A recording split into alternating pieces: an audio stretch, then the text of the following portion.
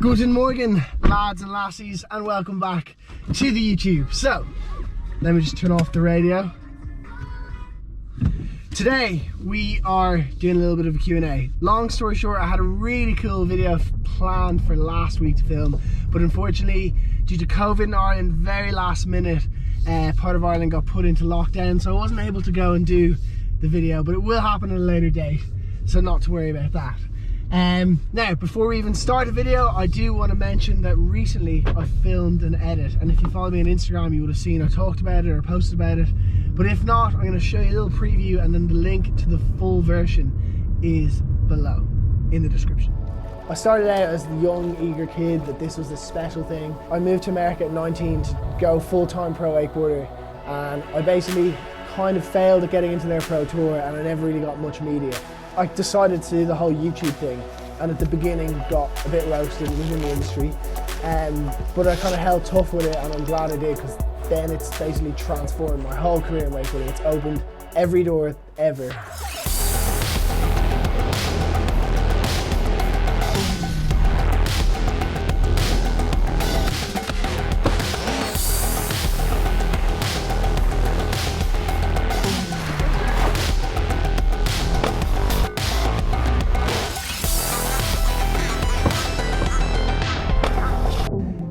Through that channel, I've been able to help loads of people get into the sport for the first time, to help people progress. That's definitely the thing I'm most proud of. So as you can see, it's a little bit of a different tempo to my normal video, but hopefully you liked it nonetheless. Now today I'm in the all-new Seat Leon. As you know, on the side I review cars. I absolutely adore cars. And this review will be out soon, but one review, if you haven't watched it, we did the Mini Electric, which is like a hot hatch Mini, but obviously it's an electric car and it's absolutely insane, so I'll put the link to that up here on the top hand corner. Anyway, today is a Q&A, as I said.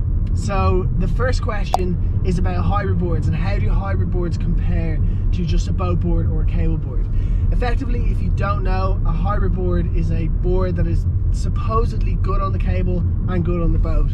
My honest opinion, and this is completely unbiased, I have actually ridden hybrid boards for a year or two. I used to ride the O'Brien Bruce, but I think they just do a good job of both the cable and the boat, but not a great job at either. So obviously, unlimited budget, I would advise getting yourself a boat board and a cable board. However, I realise that's not possible for everyone, and if you are riding both, then I'd advise getting a cable board over a boat board. The reason being is it's a lot easier to ride a cable board on the boat than it is to ride a boat board on the cable. So that's my 2 cents there, and they can be fun to ride a cable board on a boat actually, but generally speaking, hybrids for me aren't quite as good as just a straight cable or boat board. Question number 2 is from Claire Lenihan, and it is, how do you go about avoiding injury and off-season training? Now, I've done a bunch of videos on this before with PTs so that they actually know what they're talking about. But in general, as a rule of thumb, just fitness, flexibility, balance, and if you can, trampoline training. They're the best off the top of my head.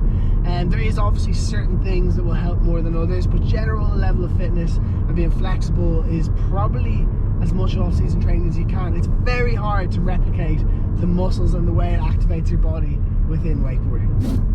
Next question is, when you can do a heel saw wake-to-wake jump and a toe saw wake-to-wake jump, what should your next question be? Before I answer that, I want to show you how cool this is. This car literally steers itself.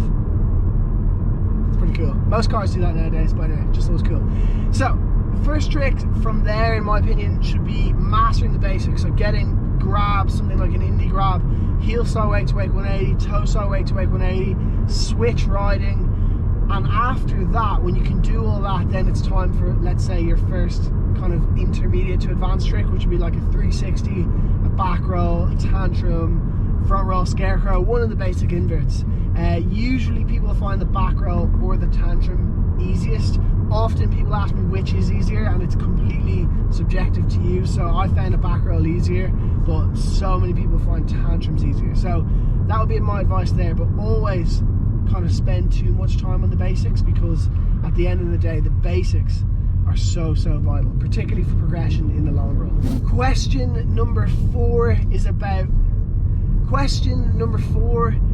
what do you do when you hit a wall in your progression? Now, we've all been there. You have to have bad rides to have good rides, and very often those bad rides can just be constant and you can't get away from them and you can't do a good ride.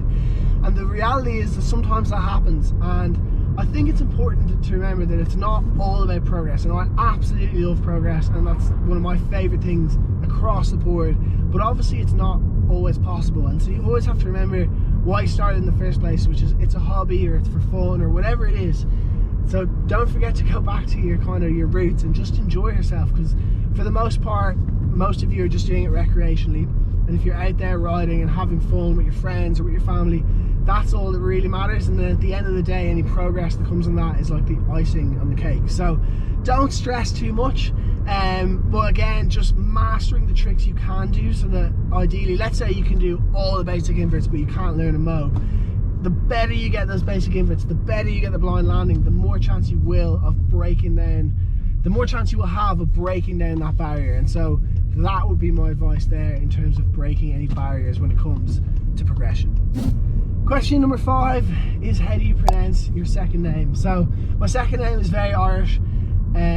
Effectively, I would like you to try and type it phonetically in the comments below, but effectively MH is a V, and then I can't explain the rest because I literally don't speak a word of Irish.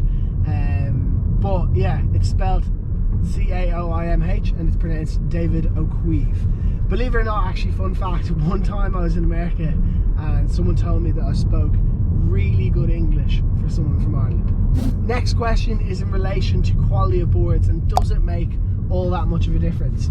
So I think the answer is yes and no, okay? Because I think obviously a good board is going to help you quite a lot when it comes to riding. Like, it's going to be a little bit easier, it's more predictable, particularly when it's old stuff versus new stuff. A more modern board generally is easier to control on the water, but it's not gospel. And so a good board will make you a little bit better, but it's not going to be the difference between you being a really good wakeboarder and not being a really good wakeboarder. And a classic example of that is just watch any pro wakeboarder can go out there and literally, like JB O'Neill went out and wakeboarded on a plank of wood and was able to like do a really, like, I think he did like tangent blind and backside 5 and stuff. So it obviously is going to help massively, and if you're in a position to get a new board, then absolutely do, because it is going to make a difference, particularly bindings actually.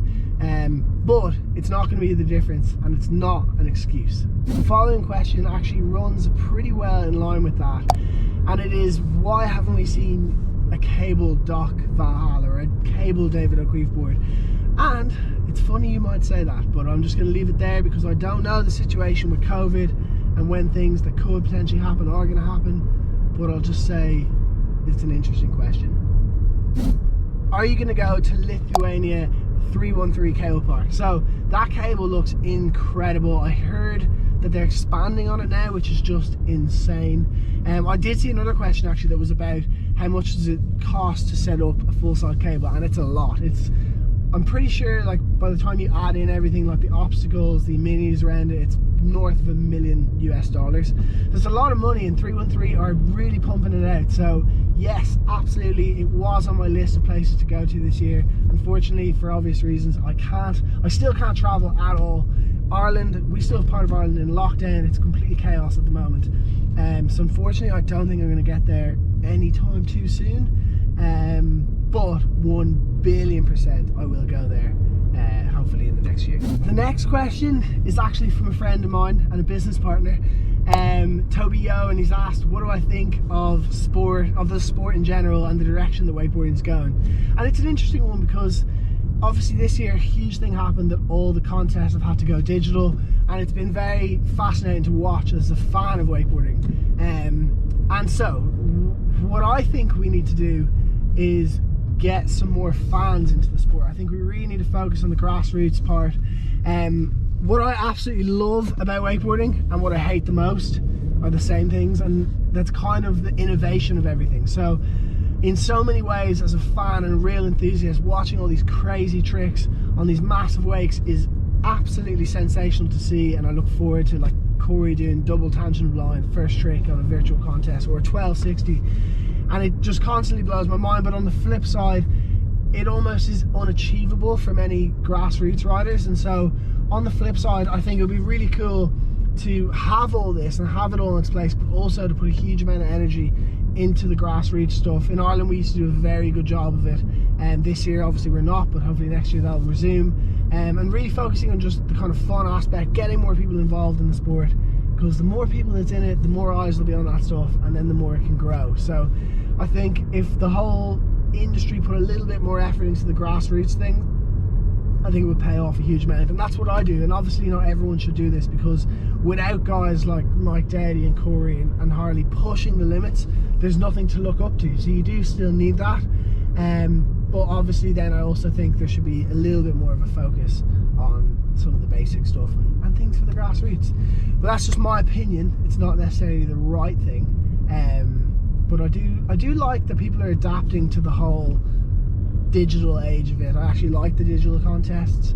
I really like that everyone's pushing quite hard on Instagram. Seeing guys like JB O'Neill is just phenomenally killing it on YouTube. It's outrageous, and it's great to see all that shift that's happening, and I think more of that in the future will help us to stay relevant and even get ahead of it, hopefully. Fingers crossed. Is 19 too late to pursue a career in wakeboarding? It's an interesting question, that, particularly after the last question. And so I'm going to say yes and no, and it completely depends on your level. If you're starting to wakeboard for the first time today, I'm not going to say nothing's impossible, but it's going to be very difficult to become a top competitive wakeboarder if you're only beginning at 19, and it's the harsh truth of the reality. But does it mean that you can't have a career in it? Absolutely not. I mean, a career in wakeboarding is so much more than just wakeboarding. It can be like what I do, which is the whole YouTube scene around it and working with people, coaching, things like that. It can be working at a wake park and working your way up to be a manager or whatever it might be. It can be working within one of the brands, like you could work in Centurion if you're an engineer, or within O'Brien if you're a designer, whatever it might be. There's so many different career paths than just wakeboarding, and they can be more hands-on in the water, they can be behind the scenes, you can work with any of the associations, you could work with the WWA.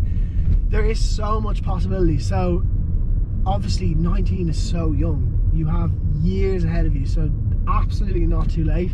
It just depends, and you might have to tailor the way that you approach your career within wakeboarding. But I just read that question and I thought that's an interesting one, because most people would probably say no, but it depends. And last but not least, and I really like this question, is what do you think about before a big run at an event? And it's a really, really good question, because it's something that I've almost, I wouldn't say I've studied it, but I've paid close attention to it over the years. When I get nervous, how am I feeling? And I really try and like pay close attention to the feelings I'm having versus how my performance goes. So let's take it to a few years ago in particular, actually. I was at the Europeans in Ireland and I was super nervous. I was defending my title. Massey was there, Massey Pifferetti, one of the best wakeboarders in the world, never mind Europe. And obviously it was in Ireland, so I had a lot of pressure, and I definitely like fully had like loads of butterflies. I had the jitters, I was nervous, and I was like, okay, let's see how this goes. Like, let's just feel out these nerves, and then I'll see how my performance goes, and then next time when I get them, I'll know what to do. So when I went out, I rode really well, landed everything I wanted to land, and it went really well. So then when it happened at the next event, I was like, no, I'm actually able to channel this into like a positive thing. So I kind of stopped worrying about it, and now when I go to contests, I genuinely don't really think about it. I just chat to the lads. I literally am very bad. A lot of people will plan runs for weeks and months in advance. I never do that. I link tricks, so I always will link like something like a whirly 5 and a backmount 5 together in practice, but I'll never link a 5 or 6 trick pass, because there could be rollers on the course, there could be a gust of wind in one section, you never know. So you just kind of have to be able to adapt on the day. And I do think being good under pressure is not something that everyone has. It's a very difficult thing. I almost feel like you're born with it in many ways, and fortunately I've always been quite good at events and contests, but it is obviously something that can be worked on if you, the more events you do. Like I've probably done, I don't know, I reckon I've competed in like 300 contests over the years, maybe 200, I don't know, a lot. So like I definitely think with experience that grows. Look at Hardy Clifford, he's probably actually done about 500 contests over the years, and he's so good and he never cracks under pressure. And so I think experience will help that lots. And I've completely just gone on a tangent now. Most of this Q&A probably was a bit of a tangent, but I will wrap it up there. I hope you enjoyed it. I hope you enjoyed the little edit. It's very random, but I haven't done a Q&A in probably over a year, and I like just going for a little drive, having a little bit of chats and seeing how we go. But anyway, thank you so much for watching. The next video, I don't know what it is, but I think I do know what it is, and it involves wakeboarding. Again, you'll be happy to hear. And actually, believe it or not, next week I've got some insane plans for some boat riding, but with a big old twist. So if you're not already, subscribe for them, and I look forward to bringing them to the YouTube. And until then, I'll see you in the next video. Thank you so much for watching.